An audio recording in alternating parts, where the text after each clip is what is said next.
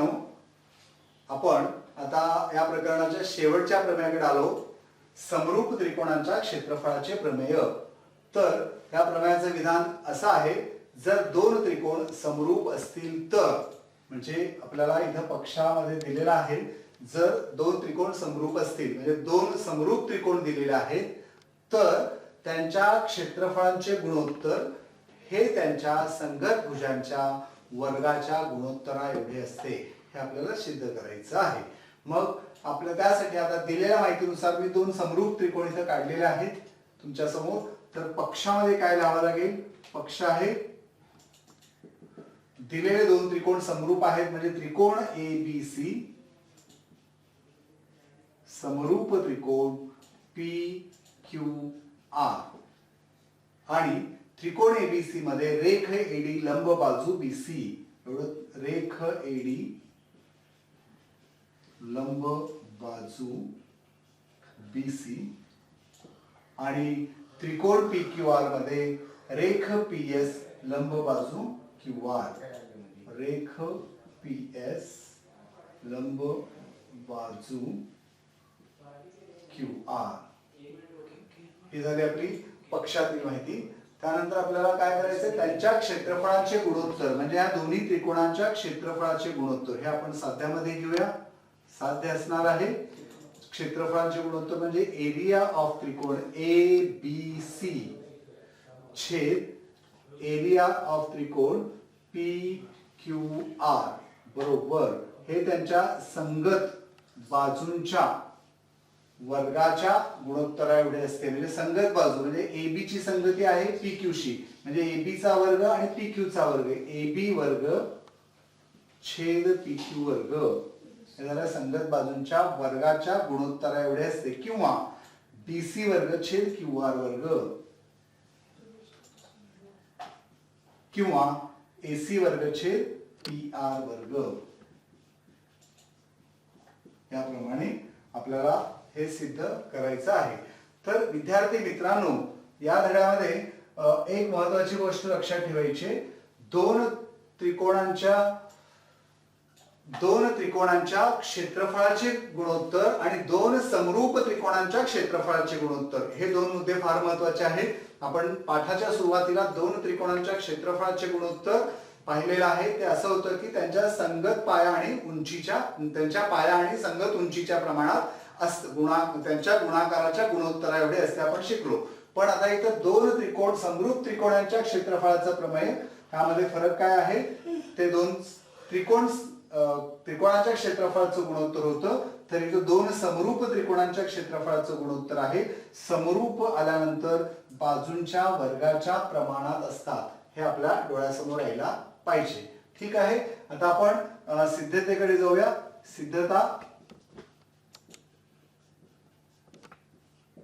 सिद्धता लिहित असताना पहिल्यांदा पक्षातील माहिती काय आहे? त्रिकोण ABC समरूप त्रिकोण PQR. तर त्रिकोण ABC समरूप त्रिकोण PQR हे आपल्याला पक्षात दिलेलं आहे. मग हे जर दोन त्रिकोण समरूप असतील तर आपण याच्या आधी शिकलो समरूप त्रिकोणाच्या संगत बाजू प्रमाणात असतात. म्हणून बाजू AB छेद PQ बरोबर BC छेद QR बरोबर AC छेद PR. ह्याला नंबर 1 म्हणूया, याला नंबर 2 म्हणू. याला कारण लिहूया समरूप त्रिकोणाच्या संगत भुजा. समरूप त्रिकोणाच्या संगत भुजा. मग आता विद्यार्थ्यांनो, आपण आता यातल्या कुठल्याही एकीकडच्या दोन त्रिकोणांची आपण निवड करूया.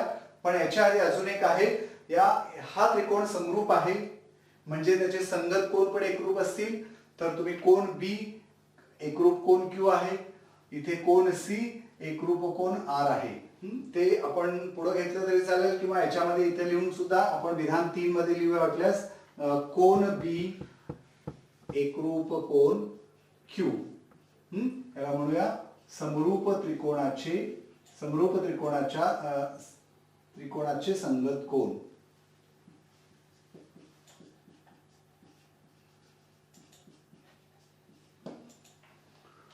मग आपण आता काय करूया, इकडचा अर्धाद्रव्य त्रिकोण किंवा पलीकडच्या ह्या दोन्ही त्रिकोणांची जोडी निवडूया. मी आपण आता सध्या इकडचे दोन त्रिकोण निवडतो, त्रिकोण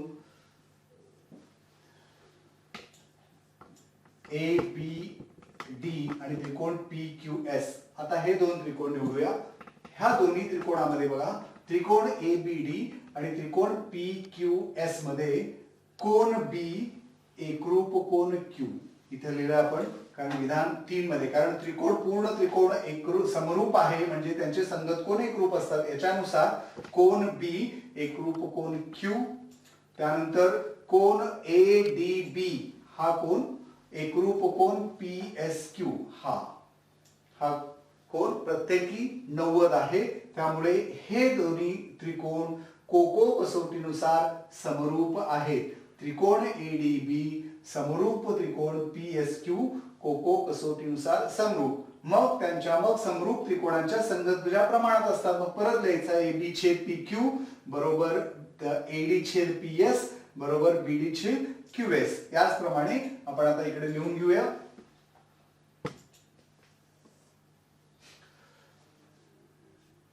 त्रिकोण ए डी बी आणि त्रिकोण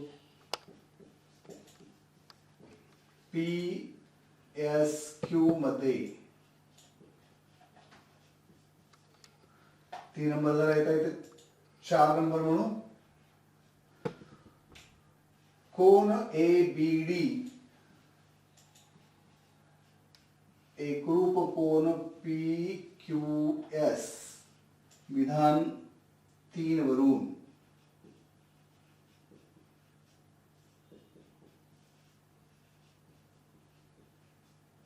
विधान या 3 वरून इथे घेतलेलं आहे. चौथं विधान.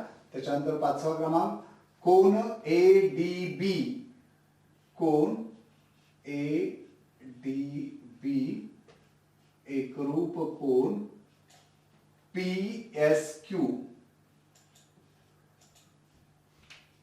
प्रत्येकी 90 अंश किंवा दोन्ही कोन काटकोन, काही लिहिलं तरी चालेल, प्रत्येकी 90 अंश. म्हणून 6वं विधान, म्हणून त्रिकोण एडीबी समरूप त्रिकोण पी एस क्यू कोको समरूपता कसोटी, कोको समरूपता कसोटीनुसार. मग 7 नंबर विधान, म्हणून त्रिकोण समरूप आहेत म्हणून त्यांच्या सुद्धा बाजू प्रमाणात असतात. म्हणून एबी छेद पी एस, पहिल्यांदा मी एबी लिहितो, एबी छेद पी क्यू बरोबर एडी छेद पी एस, एडी छेद पी एस आणि डीबी छेद एस क्यू किंवा बीडी छेद एस क्यू. याला कारण समरूप त्रिकोणाच्या संगत भुजा.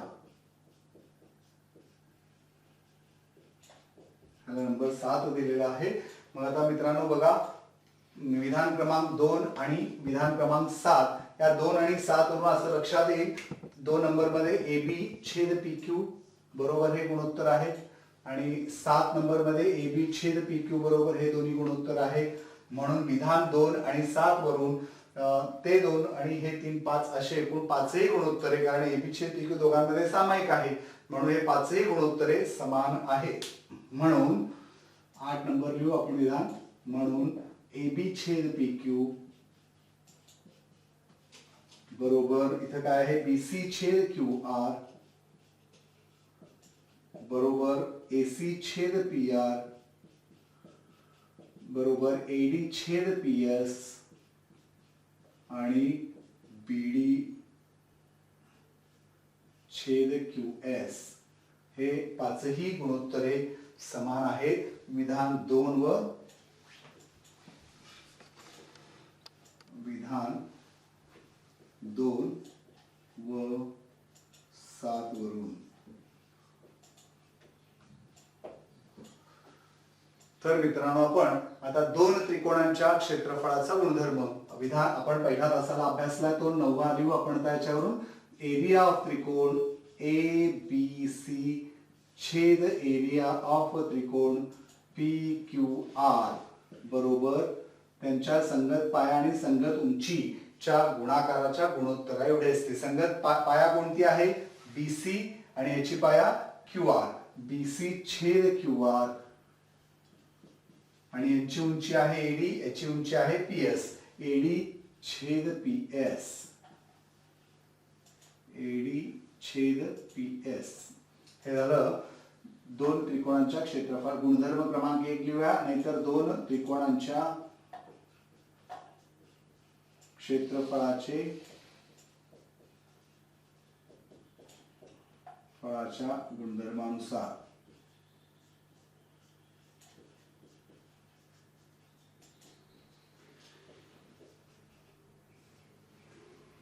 मग पुढे आता आपण 9 नंबर उदाहरणानंतर 10 कडे जाऊया. एरिया ऑफ त्रिकोण ए बी सी छेद एरिया ऑफ त्रिकोण पी क्यू आर बरोबर. आता बघा बीसी छेद क्यू आर आणि एडी छेद पीएस. इथे बीसी छेद क्यू आर आणि एडी छेद पीएस हे दोन्ही गुणोत्तरे समान आहेत. त्यामुळे काय होणार? मग पहिलं गुणोत्तर आहे तसं लिहितो मी, बीसी छेद क्यू आर गुणिले परत एडी छेद पीएस म्हणजेच काय आहे? बीसी छेद क्यू आर आपण लिहू शकतो कारण ते दोन्ही गुणोत्तरे समान आहेत. बीसी छेद क्यू आर म्हणून काय झालं? म्हणून एरिया ऑफ त्रिकोण एबीसी, एरिया ऑफ त्रिकोण ए बी सी छेद एरिया ऑफ त्रिकोण पी क्यू आर बरोबर बीसी गुणिले बीसी, बीसी चा वर्ग छेद क्यू आर गुणिले क्यू आर, क्यू आर चा वर्ग. याप्रमाणे दोन समरूप त्रिकोण आहेत हे दोन्ही समरूप त्रिकोण आहेत. समरूप त्रिकोणांच्या क्षेत्रफळाचे गुणोत्तर हे त्यांच्या बाजूंच्या संगत बाजूंच्या वर्गाच्या प्रमाणात असतात. मग म्हणून इकडचे सर्व लिहून परत सर्व संगत बाजू कोणत्या आहे? एक बीसी छेद क्यू आर वर्ग, दुसरी आहे एबी छेद पी क्यू वर्ग, एबी वर्ग छेद पी क्यू वर्ग आणि तिसरा आहे एसी वर्ग छेद पी आर वर्ग, एसी वर्ग छेद पी आर वर्ग. याप्रमाणे आपण हे प्रमेय सिद्ध केलेलं आहे. तर मित्रांनो या प्रमेयावर अतिशय महत्त्वाचे असे उदाहरण आपल्याला पाहायचे आहेत. 3 ते 4 गुणासाठी या प्रमेयावर आधारित उदाहरण आहेत, ते वारंवार विचारलेले आहेत. आता आपण या पुढच्या अभ्यास 1.4 मध्ये या प्रमेयावर आधारित उदाहरण अभ्यासणार आहोत. चला तर मित्रांनो मग अभ्यास सराव संच 1.4. तर मित्रहो सराव संच 1.4 मधील पहिलं उदाहरण आहे दोन समरूप त्रिकोणांच्या संगत बाजूंचे गुणोत्तर 3:5 आहे, तर त्यांच्या क्षेत्रफळांचे गुणोत्तर काढा. पहिली गोष्ट लक्षात ठेवायची आपल्याला, समरूप त्रिकोण आणि फक्त दोन त्रिकोण यामध्ये फरक आहे. हे दोन समरूप त्रिकोण आहेत, त्यांच्या संगत बाजूंचं गुणोत्तर आपल्याला त्यांना 3:5 दिलेलं आहे. मग आपण समजा दोन समरूप त्रिकोणांच्या संगत बाजू S1 आणि S2 असून त्यांचे क्षेत्रफळ अनुक्रमे A1 आणि A2 आहे असं आपण समजलंय. म्हणून मग आपल्याला माहिती आहे S1 छेद S2 त्यांनी दिलेला आहे 3:5 म्हणजे 3/5. मग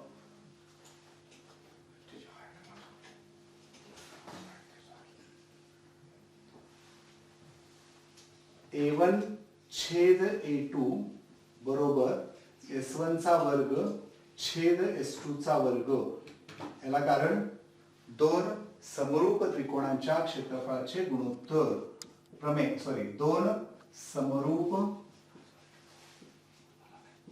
त्रिकोणाच्या क्षेत्रफळाचे प्रमेय.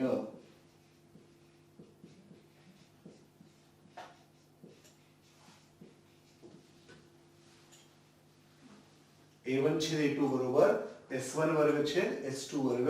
मग आता आपल्याला काढायचं काय आहे, क्षेत्रफळाचं गुणोत्तर A1 छेद A2 बरोबर S1 छेद S2 किती आहे, 3 चा वर्ग छेद 5 चा वर्ग, म्हणजेच A1 छेद A2 बरोबर 3 चा वर्ग 3 त्रिक 9, 5 चा वर्ग 5 5 25, म्हणून A1 छेद A2 बरोबर 9 25 किंवा 9 छेद 25 या पद्धतीने शेवटी उत्तर अपेक्षित आहे.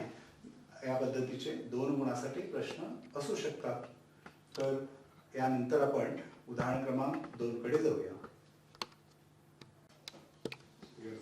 तर विद्यार्थी मित्रांनो, आता उदाहरण क्रमांक 2 आणि 3 ह्या कृतीवर आधारित उदाहरण आहेत. या पद्धतीचे उदाहरण असू शकतात. एका चौकटी तर चौकटी पूर्ण करा असा प्रश्न असतो. एका चौकटीला अर्धा मार्क कमीत कमी असतो आणि त्यामध्ये चौकट करणे गरजेचे असते आपल्याला, आणि पेन्सिलने मिळवता पेनने उत्तर लिहायचे आहे. याप्रमाणे हा उदाहरण आहे. त्रिकोण एबीसी समरूप त्रिकोण PQR आणि एबीस PQ बरोबर 2:3. तर खालील चौकटी पूर्ण करा. एरिया ऑफ त्रिकोण एबीसी छेद एरिया ऑफ त्रिकोण PQR बरोबर AB चा वर्ग. म्हणजे काय आहे, हे 2 त्रिकोण समरूप आहेत. तर आपण आता शिकलो 2 समरूप त्रिकोणांच्या क्षेत्रफळांचे गुणोत्तर हे त्यांच्या संगत बाजूंच्या वर्गाच्या प्रमाणात असतात. मग संगत बाजू इथे AB चा वर्ग आहे, मग इथे PQ चा वर्ग, याप्रमाणे PQ वर्ग होणार बरोबर 2 चा वर्ग छेद 3 चा वर्ग हे त्यांनी दिलेला आहे. मग पुढची चौकट आपल्याला पूर्ण करायची आहे. 2 चा वर्ग 4, 2 गुणिले 2 4 आणि 3 चा वर्ग 3 त्रिक 9. याप्रमाणे हे उदाहरण विचारू शकतात. अशा पद्धतीने चौकट पूर्ण करून त्याला पेन्सिलीने अथवा पेनने अशा पद्धतीने बॉक्स करणे आवश्यक आहे. आता त्यानंतर उदाहरण क्रमांक 3 यामध्ये दिलेले त्रिकोण एबीसी समरूप त्रिकोण PQR. तर याच्यामध्ये दिलेले त्रिकोण एबीसी चं क्षेत्रफळ 80 आणि त्रिकोण PQR चे क्षेत्रफळ 125. तर खालील चौकटी पूर्ण करा. तर मित्रांनो, एरिया ऑफ त्रिकोण एबीसी छेद एरिया ऑफ त्रिकोण PQR बरोबर 80 छेद 125 दिलेलं आहे. मग इथं काय अपेक्षित आहे त्याला चौकटीत, तर त्याला अतिसंक्षिप्त रूप द्यावं लागेल. भाग जात असेल तर भाग घालवावं लागतं. मग याला भाग जाईल 5 नी, ह्याला पण भाग जातो 5 नी, ह्याला भाग घालू आपण 5 1 5. 8 5 गेले 3 राहिलेले 3 आणि 0 30, म्हणजे 5 सख्ख 30. आणि इथे 5 दोन्ही 10, 2 राहिले 25 5 5 25, म्हणजे इथं आलं 16 छेद 25. परंतु इथे एक स्टेप त्यांनी वगळलेला. आपल्याला हे माहिती आहे एरिया ऑफ त्रिकोण ABC छेद एरिया ऑफ त्रिकोण PQR बरोबर काय असणं अपेक्षित आहे, AB चा वर्ग छेद PQ चा वर्ग. मग ह्या दोन्ही त्रिकोणाच्या क्षेत्रफळाचं गुणोत्तर माहिती आहे 16 छेद 25 बरोबर AB वर्ग छेद PQ वर्ग. हे 2 स्टेप्स त्यांनी वगळून दिलेले आहेत आपल्याला. मग डायरेक्ट त्यांनी विचारलेलं आपल्याला इथे AB छेद PQ. तुम्ही डायरेक्ट पण लिहू शकता आणि हे स्टेप्स सोडून सुद्धा लिहू शकता. मग तुम्हाला माहिती आहे आता AB चा वर्गमूळ, AB वर्गाचा वर्गमूळ 16 आता काढायचे, तर 16 चा वर्गमूळ आहे 4. त्याच्यानंतर PQ वर्गाचा वर्गमूळ PQ, त्याच पद्धतीने 25 चे वर्गमूळ 5. मग 4 5 याच्यावरून हे स्टेप लिहिलं तरी चालेल किंवा ह्या 2 टप्प्यावरून पुढे गेला तरी चालेल. या पद्धतीने आपल्याला ही कृती पूर्ण करायची आहे. समजलं मित्रांनो? आता याच्यानंतर आपण उदाहरण क्रमांक 4 कडे जाऊया.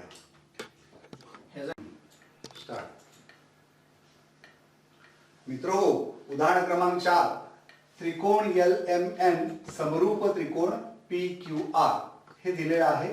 त्यानंतर 9 गुणिले एरिया ऑफ त्रिकोण PQR बरोबर 16 गुणिले एरिया ऑफ त्रिकोण LMN, आणि जर QR बरोबर 20 तर MN काढा.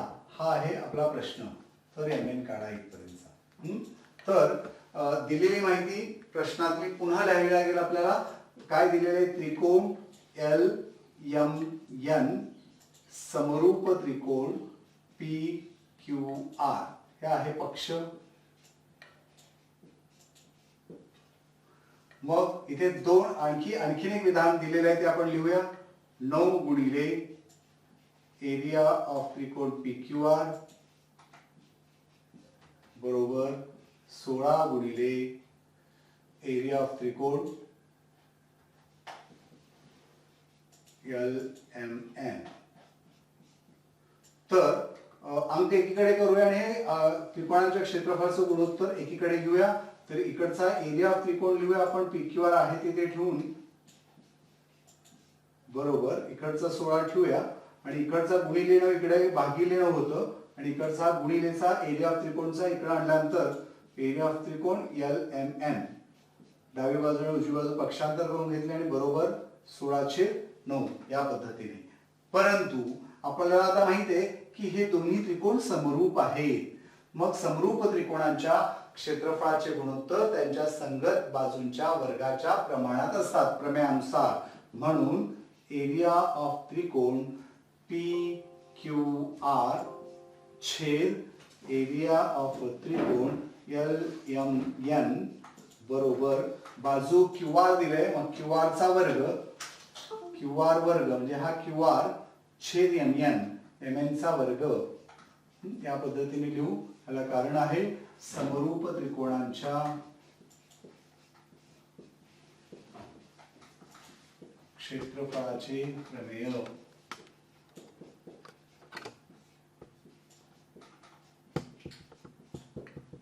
मित्रहो, आता एरिया ऑफ त्रिकोण PQR चे पण आपल्याला मिळाले 16/9. याची किंमत ही जी किंमत दिली त्यांनी प्रश्नातच दिलेली आहे 16/9 बरोबर QR वर्ग छेद MN वर्ग. मग आता काय करणार आपल्याला MN काढायचे QR दिलंय मग किमती घालूया आपण 16/9 बरोबर 20 चा वर्ग छेद MN वर्ग.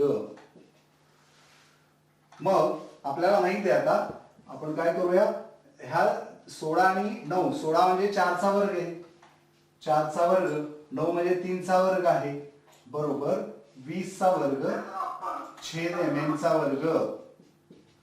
सगळे आपण चारही गुणोत्तर वर्गाच्या रूपात लिहिले. आता सगळ्या दोन्ही बाजूंचे वर्गमूळ काढून दोन्ही बाजूंचे वर्गमूळ काढून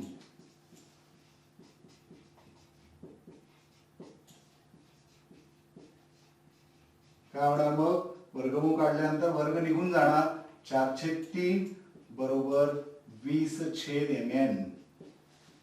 मग आता तिरकस गुणाकार करून आपल्याला MN काढता येतं. 4 गुणिले MN गुणिले 4 बरोबर 20 गुणिले 3 म्हणून MN बरोबर हा 20 गुणिले 3/4.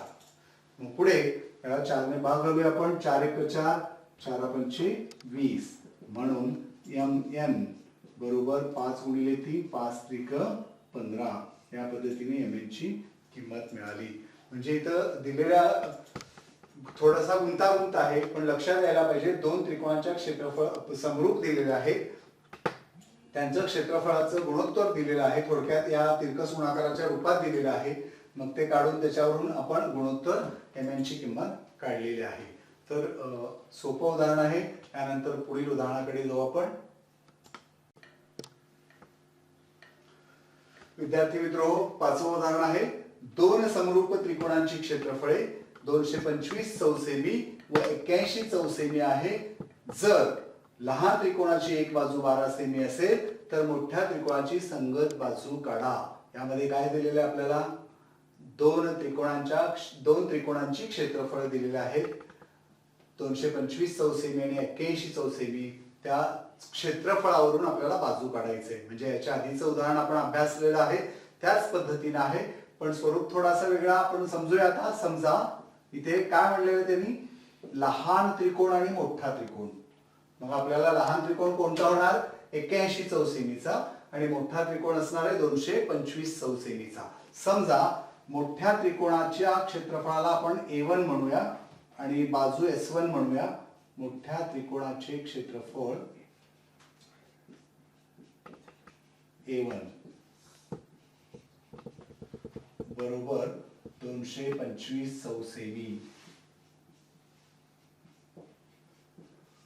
आणि बाजू S1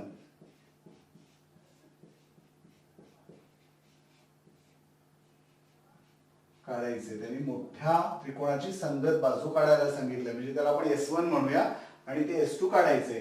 त्याच्यानंतर लहान त्रिकोणाचे क्षेत्रफळ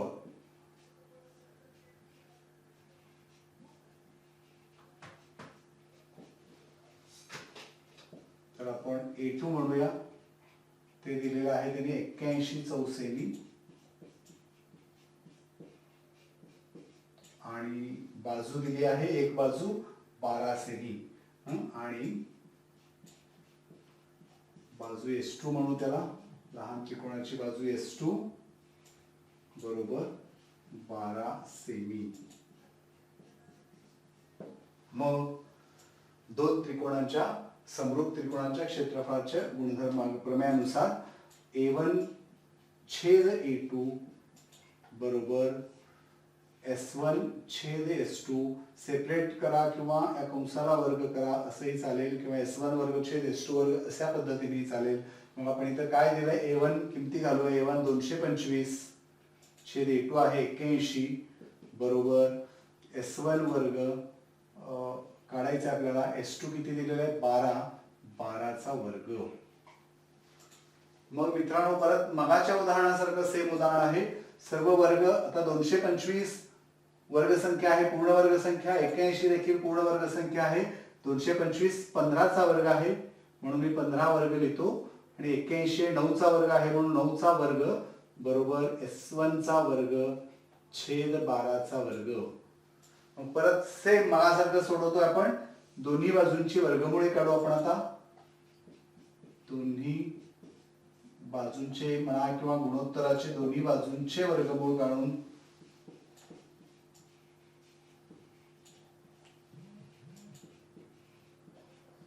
काय येणार मग 15/9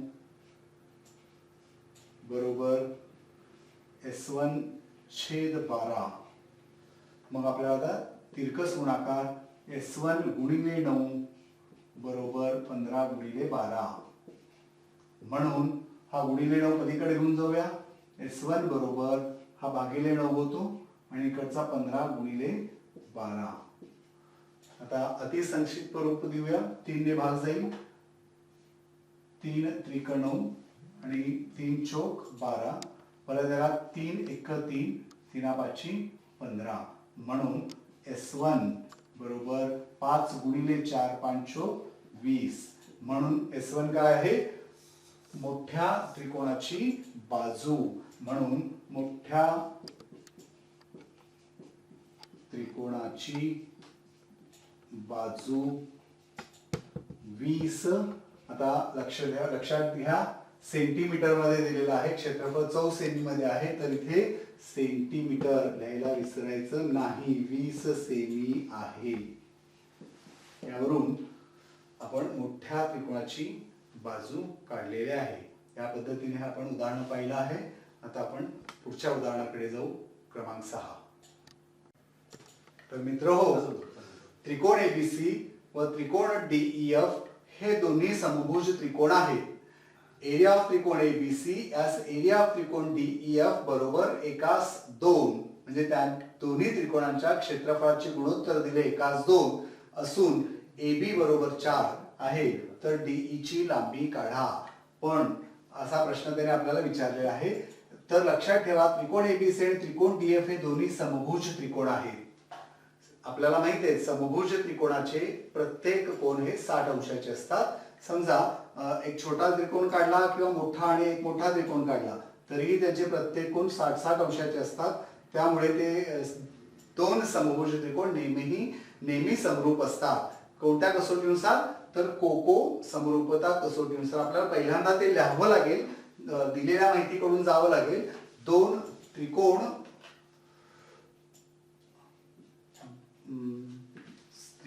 ABC व त्रिकोण DEF हे समभुज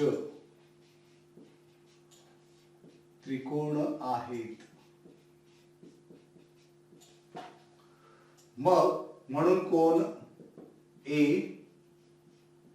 बरोबर कोन बी बरोबर कोन सी आणि बरोबर आपण एकत्रच करूया बरोबर 60 अंश आणि कोन पी डी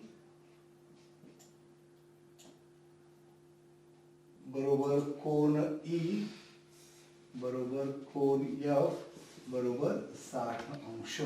समभुज त्रिकोणांच्या कोनाची मापे 60 प्रत्येक कोन 60 अंशाचा. म्हणून त्रिकोण ए बी सी आणि त्रिकोण डी ई एफ मध्ये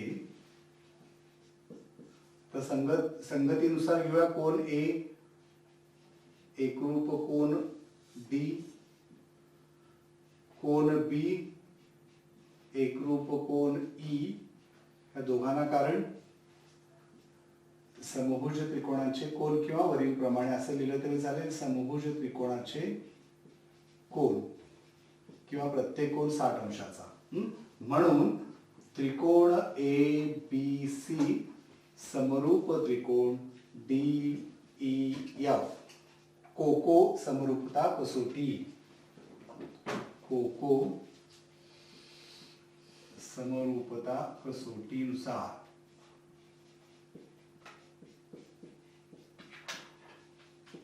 हे दोन त्रिकोण समरूप झाले. मग हे समरूप दाखवायची गरज का? कारण हे दोन्ही समभुजच आहेत, समरूप असतात. मग समरूप त्रिकोणांच्या क्षेत्रफळाचे गुणोत्तर त्यांच्या बाजूंच्या वर्गाच्या प्रमाणात असतात हे आपण शिकलो. म्हणून आता समरूप त्रिकोणाच्या क्षेत्रफळाच्या प्रमेयानुसार दोन समरूप त्रिकोणाच्या क्षेत्रफळांच्या प्रमेयानुसार काय होणार? एरिया ऑफ त्रिकोण ए बी सी छेद एरिया ऑफ त्रिकोण डी ई एफ बरोबर संगत बाजू एक एबी ची लांबी 4 दिली म्हणजे एबी ची संगती असणार आहे डीईसी एबी चा वर्ग छेद डीई चा वर्ग. तर आपल्याला आता यांच्या किमती टाकूया. एरिया ऑफ त्रिकोण एबीसी आणि डीईसी एकाच 2 दिलेला आहे. पक्षामध्ये आपण डायरेक्ट इथे 1/2 बरोबर एबी 4 दिला आहे 4 चा वर्ग छेद डीई चा वर्ग या पद्धतीने. मग आता आपण पुढे जाऊन दोन्ही बाजूंचे परत वर्गमूळ काढून घेऊया.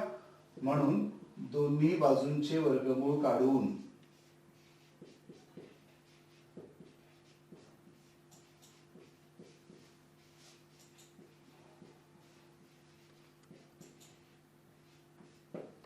आता 1 चा वर्गमूळ 1, 2 चे वर्गमूळ करणीत 2, वर्गमुळात 2 आहे ते 2 चा वर्गमूळ काढता येत नाही. 4 वर्गाचा वर्गमूळ 4, डीई वर्गाचा वर्गमूळ डीई.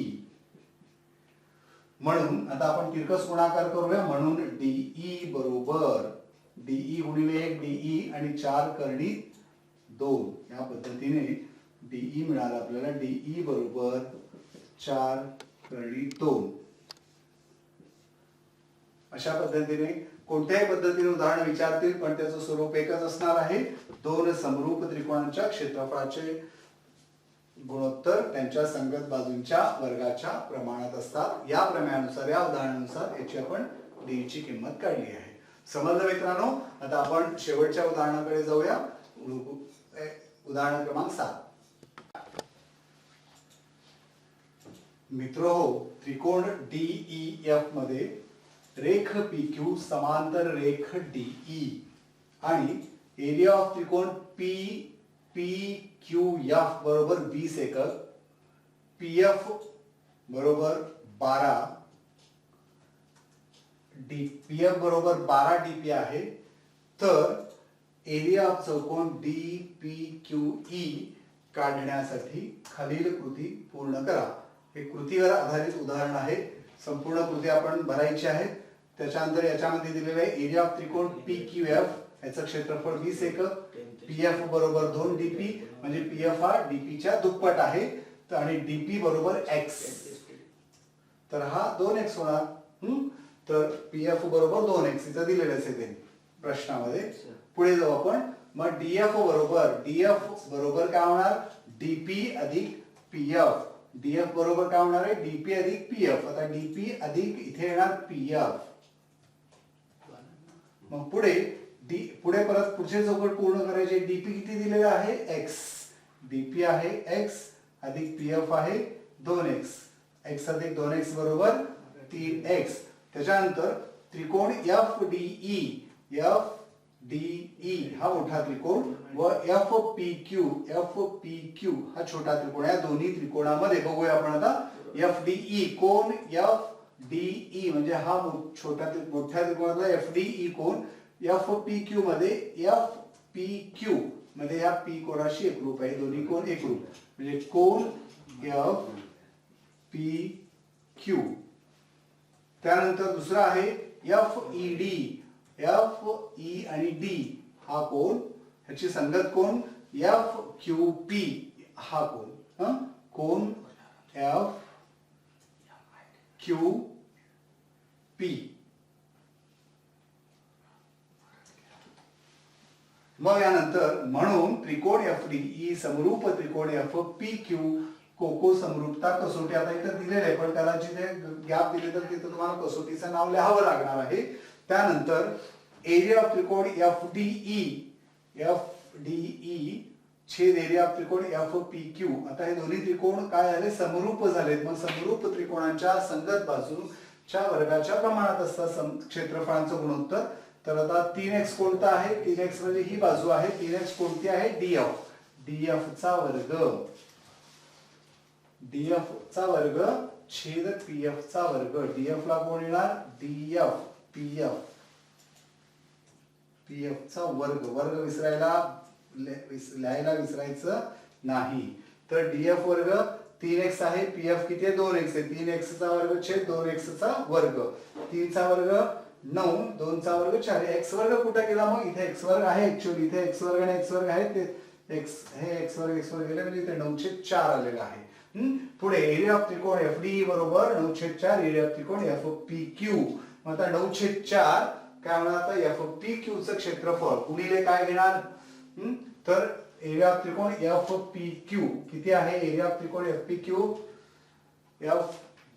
क्यू चं क्षेत्रफळ 20 एकक आहे. 20 इथे 20 दिलेला आहे प्रश्नात. म्हणजे 4 ने भाग जातो, 4 1 4, 4 5 20.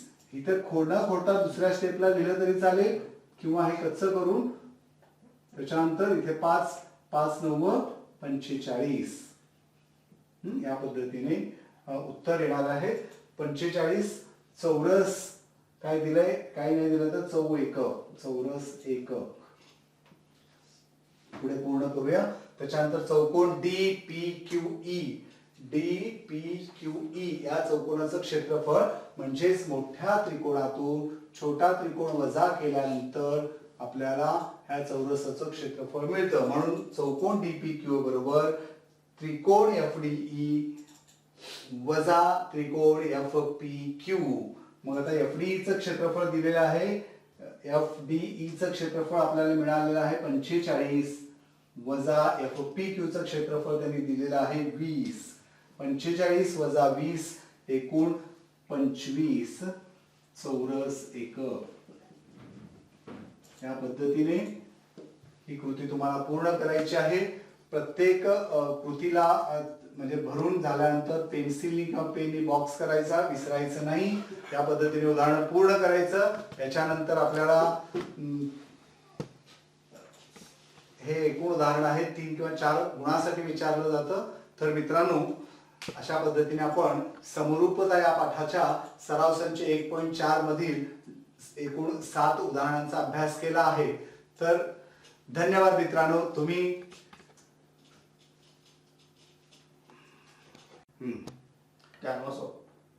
धन्यवाद मित्रांनो. मी श्री राजशेखर बंगोंडे, अहिल्याबाई प्रशाला सोलापूर. माझा व्हिडिओ आवडला असेल तर लाईक करा, सबस्क्राईब करा आणि बेल आयकॉनला क्लिक करा. धन्यवाद.